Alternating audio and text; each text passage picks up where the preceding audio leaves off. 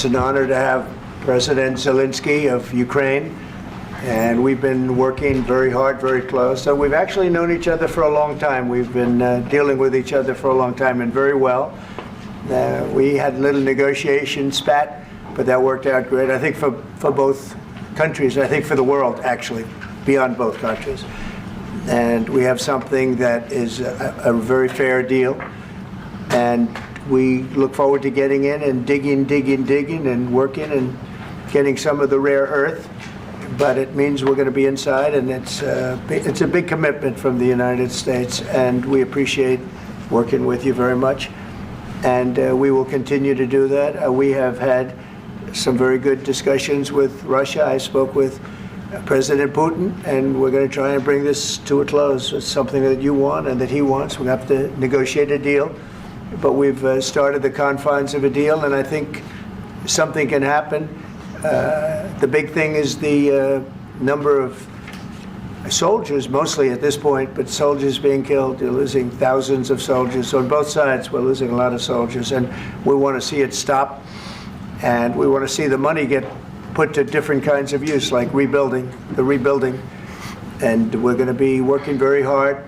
But we've had a lot of very good conversations. I will say, until we came along, the Biden administration didn't speak to Russia whatsoever. They didn't speak to anybody. They just allowed this to continue. And I will say that, I'll say in front of you, you've heard me say it 1,000 times, if I were president, this war would have never happened. We would have had a deal negotiated for you without having to go through what you've gone through. But your soldiers have been unbelievably brave. We've given them great equipment, but somebody has to use the equipment. They've been unbelievably brave, and we give them great credit. This was supposed to be over very quickly, and here we are 3 years later.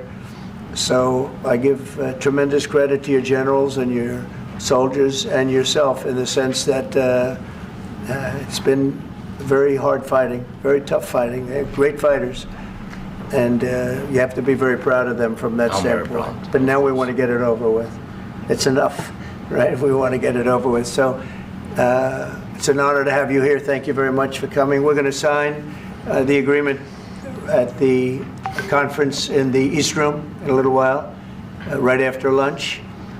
And we'll be having lunch together. We're also discussing some other things, and we appreciate everybody being here. It's somewhat of an exciting moment, but the really exciting moment is when we when they stop the shooting and we end up with a deal. And I think we're fairly close to getting that, and an honor to have you. And please, would you like to say something? Yeah, thank you so much, Mr. President.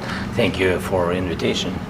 And really, I hope that this first document will be first step to real security guarantees for Ukraine, our people, our children. I really count on it.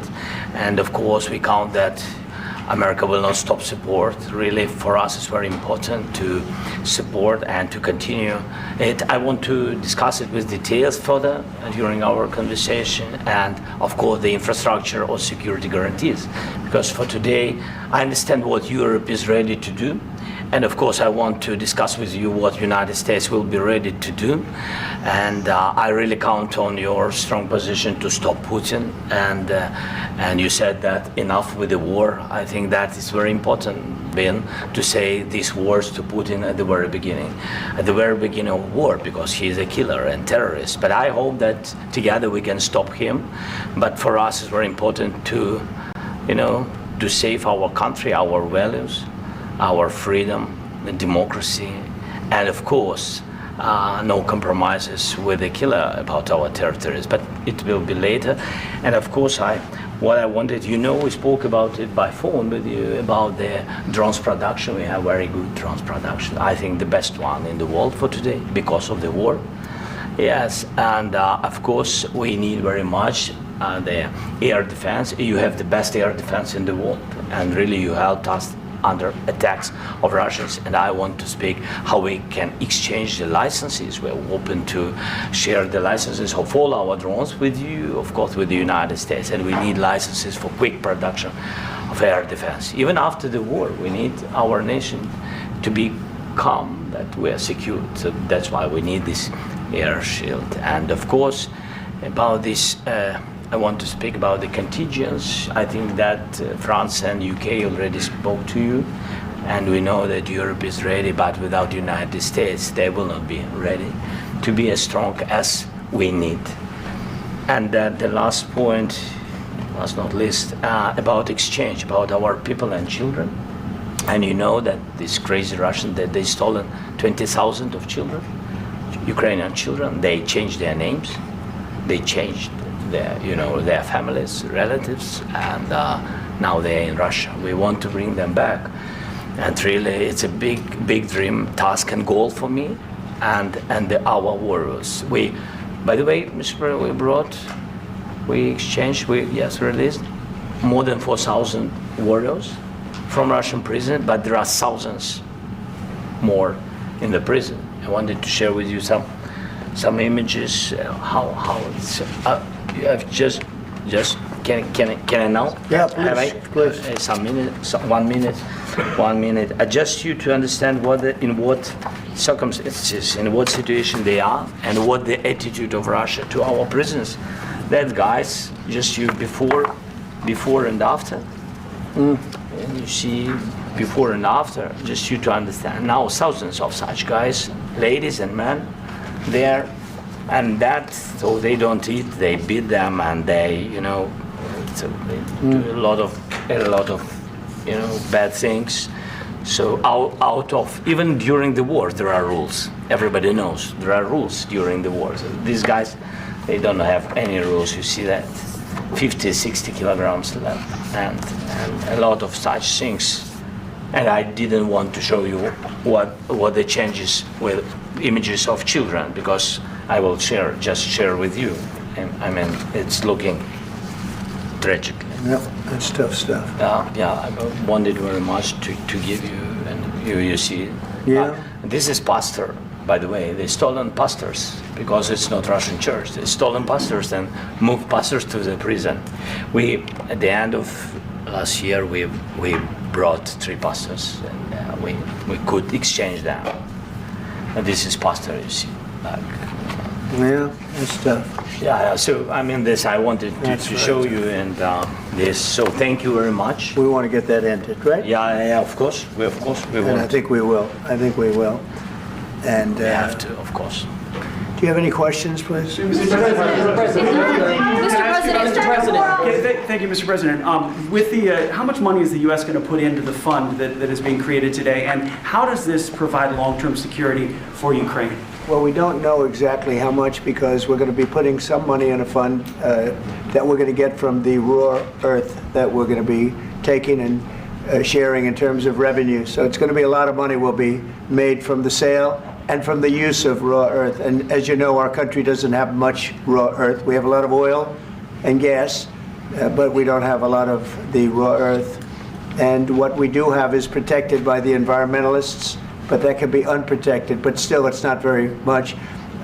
They have among the best in the world in terms of raw earth. So we're going to be using that, using it for all of the things we do, including AI and including weapons and the military, and it's really going to very much satisfy our needs. So it's something that just worked out really well. We have a lot of oil, and we have a lot of gas, but we don't have raw earth. So this has just about every component of the raw earth that we need for computers, for all of the things we do. And this puts us in great shape. And on long-term security for Ukraine, how does this provide it? I think they're going to have great luck. I think once we make the agreement, that's going to be 95% of it. They're not going to go back to fighting. I've spoken with President Putin, and I feel very strong. I've known him for a long time, and I feel very strongly that they're very serious about it. And we'll make a deal. And when the deal is made, I don't think, we talk about security. Everyone's talking about the other day, all they talked about was security. I said, let me make the deal first. I have to make the deal first. I don't worry about security right now. We have to have a deal, because right now, last week, 2,000 soldiers died on both sides. 2,000. And they're losing 1,000, 2,000, 3,000 a week. So as we sit here and we talk, people are getting shot and dying on the battlefield. And, they're not American soldiers, but they're Russian soldiers and they're Ukrainian soldiers, and we want to be able to stop it. And we want to be able also to spend money on other things. We don't want to, this is a tremendous amount of money. And what the Biden administration did was terrible. They were giving money, but he had no security on the money. Europe, as you know, gave much less money, but they had security. It was in the form of a loan. They get their money back, and we didn't. And now, at least we're protected because the American taxpayer has to be protected too. But this is an incredible agreement for Ukraine because we have a big investment in their country now, and what they have, very few people have. And we're able to really go forward with very, very high-tech things and many other things, including weaponry that we're going to use in many locations, but that we need for our country. Mr. President, This allows us to do that. Mr. President, will you continue sending military aid? Yes, go ahead, please. If I can just yes. In the document, there is one of the very important points. If we speak about business and investment, we never had LNG terminals in Ukraine. This document will open. I mean, the next documents, but anyway, here we see in the framework, we see really goodwill for this. LNG terminals for us is very important, and I think for security of European continent. We have the biggest storage, gas storage. We have the biggest in Europe. Yes, yes, and we can use it for LNG, use it for LNG, and we will. And really, we can help Europe because Europe really helped. President Trump said that they made less support, but they are our friends and they are our very supportive partners. They really gave a lot, Mr. President. They did. Really, they did. They gave a lot, but they gave much less. No. Much less. No. Elite, no. Don't argue with me. No. Okay. Okay.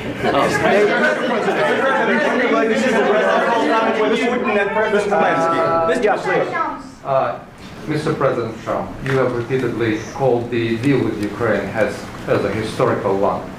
And as a President of the United States, you make historical decisions in other issues which affect America and other world. So what place in the world history do you want to take? And do you associate yourself with any famous historical figures? Yeah, I'd say George Washington, Abraham Lincoln.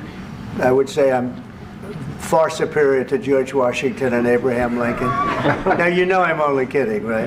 Because when I say that, the fake news is going to go wild. They're going to say he considers himself to be better than Washington. But you never know. You never know. I don't compare myself to anybody. I'm here to do a job. We've had a great 35 days or whatever it might be, a month, a little more than a month.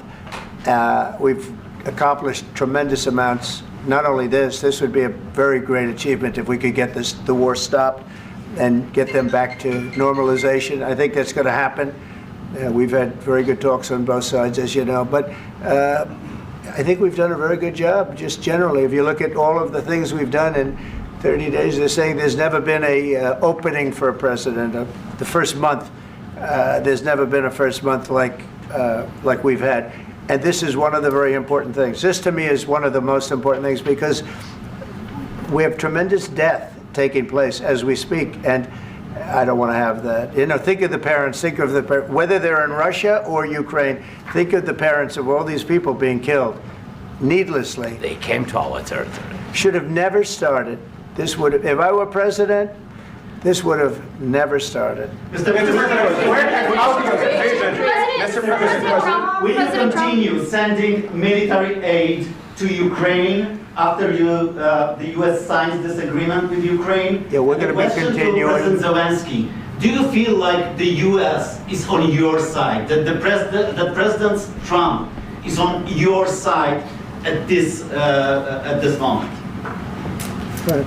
What do you think? He wants to know, do you think that, sort of a stupid question. I guess we wouldn't be here if I wasn't. But, I think that the United States on our side from the very beginning of occupation, and I think that President Trump on our side, and of course, I'm sure that the United States President will not stop support. This is crucial for us. It's important for us. Yes. And Putin, the president speaks about the people and the soldiers which are dying, but they came to our territory, they came to our land. They began this war, and they have to stop. And I think this is the question, with really the most important question. Can President Trump, I hope yes, with some other allies, to stop Putin, withdraw these enemies, our enemy, withdraw these troops from our land? And I think that you asked about the history, I think that if President, or when, he will stop Putin, if President Trump will bring peace to our country, I think he will be on this wall. I think. We've had very, very good talks. What about military aid to Ukraine? President Zelenskyy just said that there'll be no compromises with Vladimir Putin. I just wanted to ask both of you, firstly, are there compromises that you think that President Zelenskyy is going to have to make? And President Zelenskyy, is there anything that you might be thinking that you may be able to offer or bring to the table, for example, elections? Thank you. I think you're going to have to always make compromises. You can't do any deals without compromises. So certainly he's going to have to make some compromises, but hopefully they won't be as big as some people think you're going to have to make. That's all. That's all we can do. I'm here as an arbitrator, as a mediator to a certain extent between two parties that have been very hostile, to put it mildly. They've been very hostile. There's been a vicious war. There's been a vicious war. You know, it's a very level battlefield, and those bullets go out, and as I've said many times, we were talking about it with Pete, many times the only thing stopping those bullets is a human body. And in the case we're talking about, generally young human bodies are stopping a lot of bullets. It's dead level. That's why it's great farmland. It's great land. It's great farmland, but there's very little protection against the bullets that are being, and other things that are being shot. So all I can do is see if I can get everybody at the table and get an agreement. And I think we're going to end up with an agreement. Otherwise, I wouldn't probably be even here today.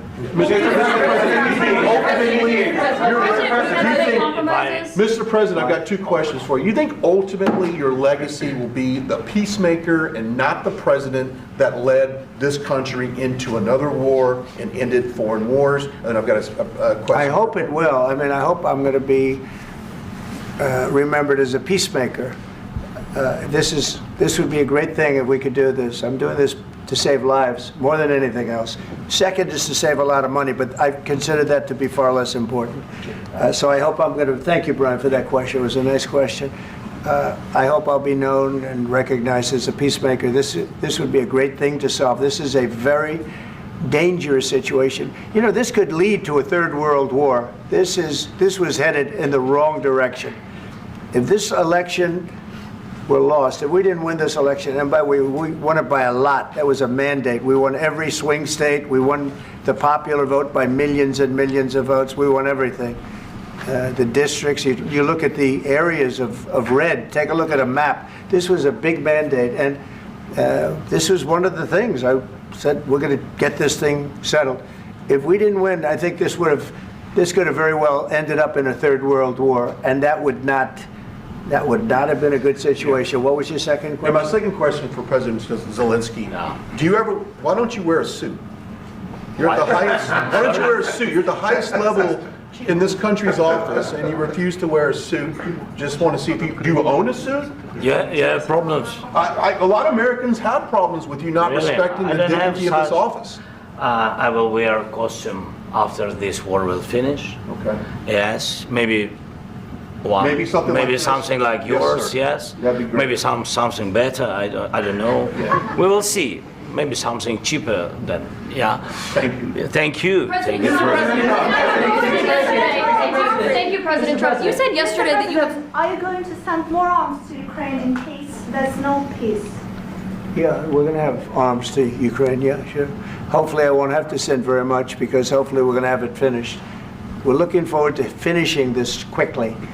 We're not looking forward to sending a lot of arms. We're looking forward to getting the war finished so we can do other things. But we very much appreciate the agreement, because we needed what they had, and we're treating, you know, our country is now treated fairly. Biden didn't do that. He didn't know what the hell he was doing. This should have never happened. This should have never started. But, you know, sure, the answer is yes, but hopefully we won't have to send much, because I'm looking forward to getting it done quickly, very quickly. Does that mean you'll provide security guarantees, Mr. President? I don't want to talk about security yet, because I want to get the deal done. You know, you fall into the same trap like everybody else. A million times you say it over and over. I want to get the deal done. Security is so easy. That's about 2% of the problem. I'm not worried about security. I'm worried about getting the deal done. The security is the easy part. Security is very nice. Everybody stopped shooting. And now will Europe put people there? I know France is going to. I know the UK is going to. I know other countries are going to, and they happen to be right next door. We haven't committed, but we could conceivably. You know, we have security in a different form. We'll have workers there digging, taking the raw earth so that we can create a lot of great product in this country. So in that sense, you have something, but we haven't determined that yet. I will say, in speaking to France and in speaking to, and they were here, as you know, last week and just the other day, they have committed to a lot of security. I don't think you're going to need much security. I think once this deal gets done, it's over. Russia's not going to want to go back, and nobody's going to want to go back. When this deal ends, I really believe this deal is going to be over. Question? Yeah, please go ahead. Go ahead. Mr. President, thank you. You hosted Macron and Keir Starmer at the White House this past week, both of whom praised your courage and conviction to lead the pathway towards peace. Yes. Part of that involved, though, re-engaging Russia in diplomatic relations, something that previous leaders lacked the conviction to do so. What gave you the moral courage and conviction to step forward and lead that? Well, I love this guy. Who are you with? One American News, sir. Well, that's why I like him. One American News does a great job. I like the question. I think it's a very good question. It's a pathway to peace. It's a pathway to getting something solved. And I feel that as the head of this country, I have an obligation to do that. Plus, you know, we're very much involved. We got involved. It's too bad we got involved, because there should have been no involvement, because there should have been no war. And there shouldn't have been October 7th. That would have never happened. As you know, Iran was broke. They had no money to give to Hezbollah. They had no money to give to Hamas. They were stone cold broke. And then under Biden, they became rich as hell. They went from no money to $300 billion in a period of 4 years. And they gave a lot of that money away, and you see what happened. And that's a real mess also that we hope to be able to solve. But no, I appreciate your question very much. I feel I have an obligation to try and do something to stop the death. If I can answer, yes, if I can answer, Please, sorry, go ahead. please. And I do like your clothing, by the way. Yeah, really? Even though I think he's a great guy, by the way. But I don't know if you two like each other. But you know what? I think he's dressed. I think he's dressed I like beautifully. this guy. I don't know I think him. he's dressed beautifully. So I have more serious things than answer on such That's questions. true. That's I will good. answer on more serious That's a good questions if statement. I can. That's good. Yeah. So please, about security guarantees and about just ceasefire. We can't just speak about ceasefire and speak. It will not work. Just ceasefire will never work, because I'm like a president. I have this experience, and not only me. Ukraine before my presidency, from the 2014, Putin broken 25 times. 25 times he broken his own signature. 25 times he broken ceasefire. But he never broke to me. He never broke to me. No, you were the president. You were the president during. He never broke to me. In 2016, you've been the president, Mr. President. You've been the president, but he had, of course, not with you, but he had during those period. He had conversations with our side, and we had Normandy format. You know, the France, Germany, Ukraine, and Russia, and he broken 25 times. That's why we will never accept just ceasefire. It will not work without security guarantees. Security guarantees, maybe President is right about this document and other, but this document is not enough. Strong army is enough, because his soldiers afraid, Putin's soldiers afraid of our soldiers when we're strong enough. If we are not strong enough, if we are empty, if our storage is empty, we can't defend our land. Today, you know, he knows that we have all the world knows that we have meeting. Yes, why he's using ballistic? Putin today using ballistic on our hospitals, schools, and etc. Ballistic. So he knows that we are here and that President Trump is really have goodwill to stop this war. And you hear now the president. So why he's using? So he doesn't want to stop. He doesn't want. But I hope that we will do it. Really, we'll do it. Security. When we speak about security guarantees, when the Europeans are ready for contingents, they need USA backstop. If there will not be United States, we will not never have any contingents, strong contingents from the Europeans, because they don't want to divide alliance connection between the United States as the main and strongest ally and Europeans. And this is crucial, this is important. That's what we want to speak about very much. This is very important. And air defense. So air defense, really, we have big deficit with all these systems, and we need to provide this. We need it very much. Otherwise, Putin will never stop, and will go further and further. He doesn't want. He hates us. You know, it's not about me. He hates Ukrainians. He thinks that we are not a nation. He thinks, and he shared these thoughts. I think maybe with your team also. I don't know, but with all the Europeans, in media, official and not, he always said that there is no such country, such nation, such language, and such life like Ukrainian. No, he really doesn't respect all the Ukrainians, and he wants to destroy us. And you are right, Mr. President. That's 2%. This document, maybe other documents, it's a very good start, very good, but it will not enough to stop this person. Should Russia pay to rebuild Ukraine? Mr. President, under these Should Russia pay to rebuild Ukraine? They have to pay. This question, it This doesn't is like the rule. because This is the rule of the war. This is the rule of the war. During all the centuries, all the history, this is the rule of the war. Who began, those pay. Do you agree This with is the rule. Putin began this war. He has to pay all money for innovation. He has to pay. Of course, some Russian assets, what we have in Europe, about 300 billions, we can use them.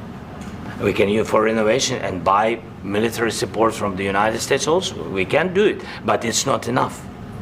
It's not enough. President Trump, under these circumstances, do you envision a trilateral summit with Putin and President Zelenskyy? Wait 1 second. I asked this question that you didn't like because I wanted to know if you want to position yourself in the middle between Russia and Yes. Ukraine, or on the Ukraine's. No, I'm in the middle. I want to solve this thing. I'm for both. I want to get it solved. And it's wonderful to speak badly about somebody else, but I want to get it solved. If we can solve it, great. If we can't solve it, they're going to have to fight it out, and who knows what's going to happen. But I want to see it get solved. May I follow up? One more question about U.S. troops in Europe. After Russian invasion of Ukraine, your predecessor sent additional troops to Eastern Europe, including Poland, my country. Yeah. Are you committed to keeping these troops on the eastern flank of NATO in the future? I'm very committed to Poland. I think Poland has really stepped up and done a great job for NATO. As you know, they paid more than they had to.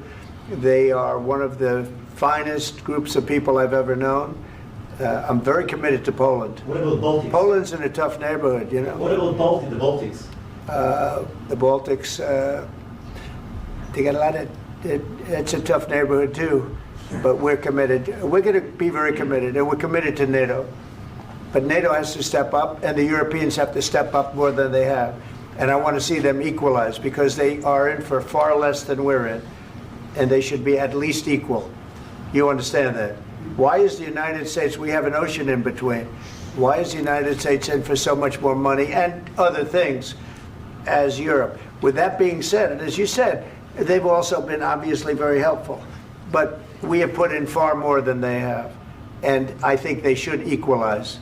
Mr. President, Please, go ahead. Ask you about the agreement again today. What changed between the first time that Secretary Bessent gave President Zelenskyy the agreement and today for the signing? We made a deal. What was the I'm just- deciding factor? I'm a business person. We made a deal. That's what changed. Mr. President, I didn't think we were going to make a deal, and We ended up making the deal, so that changed. Mr. President, what and how do you envision a trilateral summit with President Zelenskyy and Putin? I don't know, under but these well, they circumstances? don't like each other, I can tell you that. Okay? They do not like each other. This is not a love match, and it's unfortunate. That's why you're in this situation. The United States should not have allowed this to happen, okay? The United States, run by a man that didn't know much, I'm going to be very nice, run by an incompetent person, very incompetent person, should never have allowed this to happen. I've stopped wars. I've stopped many wars. My people will tell you, I stopped wars that nobody ever heard about. I stopped wars before they ever started. You can look at some of, I could give you a lot of nations that would tell you right now they were probably going to war. I could tell you right now there's a nation thinking about going to war on something that nobody in this room has ever even heard about. Two smaller nations, but big, still big. And I think I've stopped it. But this should have never happened. Mr. President, Sorry, just a second. About any negotiations. First of all, I want really to tell you, and I think that everybody understands that Ukraine, more than Ukrainians, nobody wants to stop this war. But at the future, any negotiations, it's understandable that two sides of the war, not Russia and the United States, because this is not the war between Russia and the United States. This is war of Russia against Ukraine and Ukrainian people. So these two sides will be at the will be at the negotiation table. Then of course United States, like the strongest partner of the Ukraine, and of course Europe. I think Europe is very important. I want to speak about it with the president. Yes, Europe is very important for us because we really defend Europe for today. All Europeans really recognize that we are defending line and they have real life and our people are dying. That's why they helped us. And also it's about the NATO. Yes, between, like the president said, you have big, nice ocean. Yes, between us. But if we will not stay, Russia will go further to Baltics and to Poland, by the way. But first to the Baltics. It's understandable for them because they've been in the USSR. You know, they've been one of the republics of the USSR, and Putin wants to bring them back to his empire. It's a fact. And when he will go there, if we will not stay, you will fight. Your American soldiers. It doesn't matter. Do you have ocean or not? Your soldiers will fight. Mr. President, would you be willing to visit Ukraine, maybe Kyiv or Odessa, which is known to be at the Riviera or Black Sea? It was my question. I'm sorry. I don't want to talk about Odessa now. Let's not talk about Odessa. I want to talk about making a deal, getting peace. We don't have to talk about Odessa, but a lot of cities have been destroyed. There are a lot of cities that are not recognizable. There's not a building standing. No. And a lot of things Mr. President, you have to come and to look. No. We have very good cities. Yes, a lot of things have been destroyed, but mostly cities alive and people work and children go to school. Sometimes it's very difficult. Sometimes closer to front line, children have to go to underground schools or online, but we live. Ukraine is fighting and Ukraine lives. This is very important. And maybe it's Putin is sharing this information that he destroyed us. No, he lost 700,000 people, 700,000 soldiers. He lost everything. Yes. So. Mr. President, more. I mentioned Poland. Please, go ahead. When did you last speak with President Putin, and what did he say that? A couple of days ago. And what did he tell you that gave you the assurance that he wanted peace? Well, that's what I do. My whole life is deals. I know pretty good. And I've known him for a long time. I've dealt with him for a long time. He had to suffer through the Russia hoax. You know, Russia was a hoax. It was all Biden. It was nothing to do with him. So he had to suffer through that, and he was able to do that. I think that he wants to make a deal, and he'd like to see it end. That's all I do. That's what I do. My whole life, that's what I do, is make deals. And I'm in the middle of a mess, because this is a real mess. It's a very dangerous one. If this doesn't get solved now, it's not going to get solved for a long time. So I hope we're going to get it solved. In the back, please.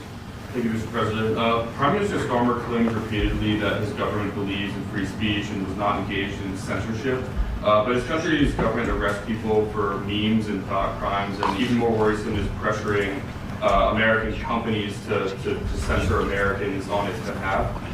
How can he be a reliable, trustworthy partner when he says things that are demonstrably false on such an important topic? Well, we actually spoke to him about that yesterday, and we thought they took it very, very much too far. JD was very strong on it, so was I, so was Marco, and we've been speaking to him about it. Marco, would you like to say something about that? Yeah, we have concerns, obviously, with the conduct of those, particularly as it impacts Americans. And there's real concern that American speech, which is online, could fall into the hands of British or any country's jurisdiction. And so this is a point the Vice President made of Munich, and I think it's a very compelling one, that what unites us with Europe, as much as anything else, is these shared values, and one of them being free speech.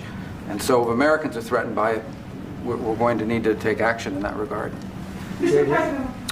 It's actually a very important question. We spoke about this in detail with the Prime Minister, the Foreign Secretary, and others at lunch yesterday. And I know that Secretary of Commerce Lutnick followed up in private meetings last night. This is really important. We believe Americans have the right to speak their mind, even if we in this room disagree with them. They have the right to speak their mind in the public square, which is often online these days. And we're going to defend that right as it pertains to American companies and American citizens vigorously if we have to. I do think that under the President's leadership, we're going to find common ground with our friends in the UK on this question, but it remains to be seen. The principle that will guide us is we believe in free speech in this country, and we'll fight for it for American citizens. Mr. President, on the deal, is there any other oil and gas component to the deal? Is it all critical? A little bit. We'll see. On LNG? But we're not really looking for that so much. We got a lot. We have more than anybody in the world, by far. So no, we're not talking about it too much, but a little bit. I think it affects also, but for the most part, no. And sir, is there any agreement from Ukraine to purchase U.S. LNG as part of the deal, or is that on the table at all? No, we don't need that. Some of those Mr. President, I minerals just are in wanted the to ask east, you Mr. about, President. you just mentioned that you'd spoken to Vladimir Putin a couple of days ago. Just to be clear, that's a new call, not the one that you... I've spoken to him on numerous occasions. Okay. And how was the latest call? What did you discuss? How did it go? Are you serious with that question? I am. I'd love to know. It went well. I think we're going to have a deal. On the minerals deal, Mr. President, some of those minerals are in the east of Ukraine, not far from the front lines and in areas that Russia has occupied. Will you direct President Putin to withdraw his forces from those areas if there's U.S. interest? Well, there? we'll take a look at the time. We have a lot of area. It's a very big area we're talking about, so we'll take a look. I'll study that and I'll see. And who would protect those minerals if they are U.S. interests? Would that be Ukrainian They'll forces? be protected. European The agreement forces? will protect them. U.S. The forces? agreement, yeah, we're signing an agreement. You know? Right, but what if Russia tries to invade or there's Russian aggression in those spots? I just told you, I don't think that's going to happen. And if that were going to happen, I wouldn't make a deal. If I thought that was going to happen, I wouldn't make a deal. Some people may wonder why. You know, they ought to focus on CNN on survival, not asking me these ridiculous questions. Focus on surviving, because CNN's got such low ratings, I don't think they're going to survive. Let's go. Please, go ahead. One more, since I already mentioned Poland. Poland was under Russian control for decades after the Second World War. When I was a kid, I looked at the United States not only as a most powerful country, richest country in the world, the country that has great music, great movies, great muscle cars, but also as a force for good. And now I'm talking with my friends in Poland, and they are worried that you align yourself too much with Putin. What's your message for them? Well, if I didn't align myself with both of them, you'd never have a deal. You want me to say really terrible things about Putin and then say, "Hi, Vladimir, how are we doing on the deal?" That doesn't work that way. I'm not aligned with Putin. I'm not aligned with anybody. I'm aligned with the United States of America and for the good of the world. I'm aligned with the world, and I want to get this thing over with. You see the hatred he's got for Putin. It's very tough for me to make a deal with that kind of hate. He's got tremendous hatred, and I understand that, but I can tell you the other side isn't exactly in love with, him either. So it's not a question of alignment. I'm aligned with the world. I want to get the thing set. I'm aligned with Europe. I want to see if we can get this thing done. You want me to be tough? I could be tougher than any human being you've ever seen. I'd be so tough. But you're never going to get a deal that way, so that's the way it goes. All right, one more question. I want to respond to this. So look, for 4 years in the United States of America, we had a president who stood up at press conferences and talked tough about Vladimir Putin, and then Putin invaded Ukraine and destroyed a significant chunk of the country. The path to peace and the path to prosperity is maybe engaging in diplomacy. We tried the pathway of Joe Biden of thumping our chest and pretending that the President of the United States' words mattered more than the President of the United States' actions. What makes America a good country is America engaging in diplomacy. That's what President Trump is doing. Can I ask you? Okay, so he occupied our parts, big parts of Ukraine, part of East and Crimea. So he occupied it on 2014. So during a lot of years, so I'm not speaking about just Biden, but those time was Obama, then President Obama, then President Trump, then President Biden, now President Trump, and God bless, now President Trump will stop him. But during 2014, nobody stopped him. He just occupied and took. He killed people. You know what the contact line? 2015. 2014 2014. and 2015. 2014. Yeah. So I was, he killed, I was not here. Yeah, but That's exactly right. Yes, but during 2014 till 2022, yeah, the situation the same. The people have been dying on the contact line.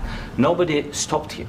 You know that we had conversations with him, a lot of conversation, my bilateral conversation, and we signed with him, me, like a new president. In 2019, I signed with him the deal. I signed with him, Macron and Merkel, we signed ceasefire. Ceasefire. All of them told me that he will never go. We signed with him with gas contract. Gas contract. Yes, but after that, he broken this ceasefire. He killed our people and he didn't exchange prisoners. We signed the exchange of prisoners, but he didn't do it. What kind of diplomacy, JD, you are speaking about? What do you mean? I'm talking about the kind of diplomacy that's going to end the destruction of your country. Yes, but if you Mr. President, with respect, I think it's disrespectful for you to come into the Oval Office and try to litigate this in front of the American media. Right now, you guys are going around and forcing conscripts to the front lines because you have manpower problems. You should be thanking the President for trying to bring an end to this conflict. Have you ever been to Ukraine that you say what problems we have? I have been to. Count once. I've actually watched and seen the stories, and I know what happens is you bring them on a propaganda tour, Mr. President. Do you disagree that you've had problems bringing people into your military? And do you think that it's respectful to come to the Oval Office of the United States of America and attack the administration that is trying to prevent the destruction of your country? A lot of questions. Let's start from the beginning. Sure. First of all, during the war, everybody has problems, even you, but you have nice ocean and don't feel now, but you will feel it in the future. God bless. You don't know that. God bless. God bless. You will not have a war. Don't tell us what we're going to feel. We're trying to solve a problem. Don't tell us what we're going to feel. I'm not telling you. Because I'm you're in no answering position on to this question. dictate that. That's exactly what you're doing. You're in no position to dictate what we're going to feel. We're going to feel very good. You will feel influence. We're going to feel very good and very strong. You will feel influence. You're right now not in a very good position. You've allowed yourself to be in a very bad position, and he happens to be right about it. From the very beginning of the war. You're not in a good position. You don't have the cards right now. With us, you start having not cards. Playing cards. Right now, you don't. You're playing cards. Mr. President. You're playing cards. Serious. You're gambling with the president lives of millions of people. You're gambling with World War III. You're gambling with World War III. And what you're doing is very disrespectful to the country, this country. That's back to you. Far more than a lot of people said they should have. Have you said thank you once? This entire meeting? No, in this entire meeting, have you said thank you? You went to Pennsylvania and campaigned for the opposition in October. Offer some words of appreciation for the United States of America and the president who's trying to save your country. Please, you think that if you will speak very loudly about the war, you He's can... not speaking loudly. He's not Yeah. speaking loudly. Your country's Can I- in big can I- trouble. can I Wait a answer? minute. No, Can you've I done a lot answer? of talking. Your country is in big trouble. I know. You're not I winning. know. You're not winning this. You have a damn good chance of we are coming out staying, okay because of Mr. us. President, we are staying in our country, staying strong from the very beginning of the war. We've been alone, and we are thankful. I said thanks You haven't in been this alone. cabinet, You and haven't not been only alone. in this cabinet. We gave you, through I this said stupid thank you. president, $350 billion. You voted We gave for you your military president. equipment, You and your voted men for are your brave, president. but they had to use our military. What about West If you didn't have You our invited military me- equipment, you invited if me you to didn't speak- have our military equipment, this war would have been over in 2 weeks. In 3 okay? days, I heard it from Putin. In 3 days, this is something Maybe new. less. In 2 weeks, of course, yes. It's going to be a very hard thing to do business like this. I Again, tell you. just say thank you. I said a lot of times that thank there, you accept to that- American people. Accept that there are disagreements, and let's go litigate those disagreements rather than trying to fight it out in the American media when you're wrong. We know that you're wrong. But you see, I think it's good for the American people to see what's going on. I understand, sir. I think it's I very understand. important. That's why I kept this going so long. You have to be thankful. You don't have the I'm cards. thankful. You're buried there. Your people are dying. tell you You're again, running I low know. on soldiers. Don't- Listen, don't please, you're running Mr. low on President. soldiers. It would be a damn good thing. Mr. And then President. then you tell us, I don't want a ceasefire. I don't want a ceasefire. I want to go and I wanted this. Look, if you could get a ceasefire right now, I tell you, you take it so the bullets stop flying and your men stop getting killed. Of course, we want to stop the war. But you're I saying said- you don't want a ceasefire. But I said to you, I want a ceasefire. with guarantees. Because you'll get a ceasefire faster than an agreement. Ask our people about ceasefire, what they think. That wasn't it doesn't with matter me. for you what That what wasn't this with me. means. It That was wasn't with you. a guy named Biden who was not a smart person. This That is was your, with, this that was is with your Obama. president. It was your president. Excuse me. That was with Obama, who gave you sheets, and I gave you javelins. Yes. I gave you the javelins to take out all those tanks. Obama gave you sheets. In fact, the statement is Obama gave sheets and Trump gave javelins. You got to be more thankful, because let me tell you, you don't have the cards. With us, you have the cards. But without us, you don't have any cards. One more question to Mr. Vice President. I'm sorry. It's going to be a tough deal to make, Um, because the attitudes have to change. What if Russia breaks ceasefire? What if Russia breaks peace talks? What do you do then? I understand that it's a heated conversation right now. What are you but saying? what She's if asking, what if Russia Putin breaks the breaks ceasefire? What if anything? What if a bomb drops on your head right now? But they have Okay? broken What if they ceasefire broke it? many I don't know. times. They broke it with Biden because Biden, they didn't respect him. They didn't respect Obama. They respect me. But what- Let me tell you, Putin went through a hell of a lot with me. He went through a phony witch hunt where they used him and Russia. Russia. You ever hear of that deal? That was a phony Hunter Biden, Joe Biden scam. Hillary Clinton, Shifty Adam Schiff. It was a Democrat scam. And he had to go through that. And he did go through it. We didn't end up in a war. And he went through it. He was accused of all that stuff. He had nothing to do with it. It came out of Hunter Biden's bathroom. It came out of Hunter Biden's bedroom. It was disgusting. And then they said, oh, the laptop from hell was made by Russia. The 51 agents. The whole thing was a scam. And he had to put up with that. He was being accused of all that stuff. All I can say is this. He might have broken deals with Obama and Bush, and he might have broken them with Biden. He did, maybe. Maybe he didn't. I don't know what happened. But he didn't break them with me. He wants to make a deal. I don't know if you can make a deal. The problem is, I've empowered you to be a tough guy. And I don't think you'd be a tough guy without the United States. And your people are very brave. But you're either going to make a deal or we're out. And if we're out, you'll fight it out. I don't think it's going to be pretty, but you'll fight it out. But you don't have the cards. But once we sign that deal, you're in a much better position. But you're not acting at all thankful. And that's not a nice thing. I'll be honest, that's not a nice thing. All right, I think we've seen enough. What do you think? What's huh? this negotiation? This is going to be great television, I will say that. All right. We'll see what we can do about putting it together. Thank you, sir. And I need the back of this. We'll see. I don't know. All right, guys, come on. Wait. Hey, come on. Guys, come on. Let's move, please.